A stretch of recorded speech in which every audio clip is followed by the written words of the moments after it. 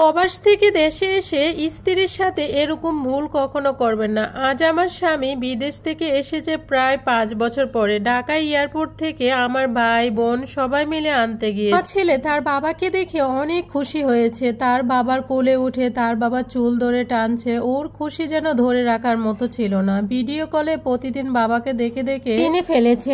আদো আদো গলিতে কথাও বলতেছিল। আমি আড়ালে দাঁড়িয়ে সব কিছু দেখছিলাম। সামনে যাওয়ার সাহস হলো না। আমার শাশুড়ি মা কি না কি মনে করে। আমার শাশুড়ি অনেক রাগী মানুষ। আমার শাশুড়ি আমার স্বামীর সামনে যায়, এটা আমার শাশুড়ি পছন্দ করে না।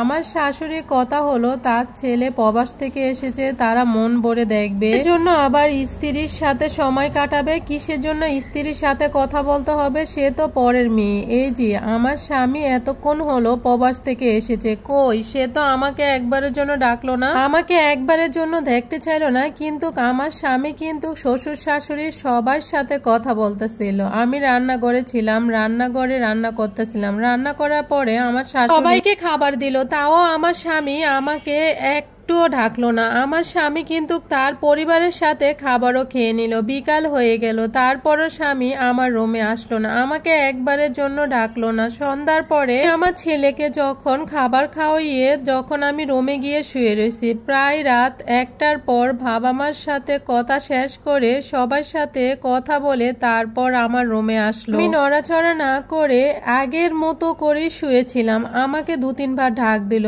আমার তখন খুব রাগ হলো। সে সকাল 10টায় এসেছে আর এখন এসেছে আমাকে ডাকতে। সারাদিন কোথায় ছিল? স্বামী স্ত্রীর সম্পর্ক চাহিদার মধ্যে কি সীমাবদ্ধ? আর কতভাবে ভালোবাসা যায় দুজন দুজনকে চোখে চোখ রেখে হাতে হাত রেখে। কিন্তু আমার স্বামী সারাদিনের একবারও আমার কাছে আসার, আমার সাথে কথা বলার কোনো প্রয়োজনই মনে করলেন। তা আমার স্বামী টেনে ধরে আমাকে বলতেছে, সরি বউ, আমার প্রতি তোমার অভিমান হয়েছে বলো। মাকে ছোট্টবেলা থেকে খুব ভয় পাই, কি করব বলো, সেটাও এখনো কাটিয়ে উঠতে পারি নাই, মাফ করে দাও প্লিজ। প্রত্যেকটা প্রবাসী ভাইয়েদেরকে একটা কথাই বলবো, আপনি প্রবাস থেকে 7 বছর 8 বছর কাটিয়ে আসেন, দেশে এসে বউর কাছেও আসতে চান না, মা বাবার ভয়ে কারণে আসতে চান না, এরকম কখনো করবেন না। স্ত্রীকে সময় দিবেন। স্ত্রী কিন্তু আপনার অপেক্ষায় এতটা বছর তাকিয়ে ছিল, কখন আপনি বাসায় আসবেন। ভিডিওটা ভালো লাগলে অবশ্যই বেশি বেশি করে শেয়ার করে দিবেন। ওটা কি এরকম হয়েছে অবশ্যই কমেন্টে জানাবেন। আপনাদের কমেন্টের অপেক্ষায় কিন্তু আমি সবসময় ওয়েট করে থাকি।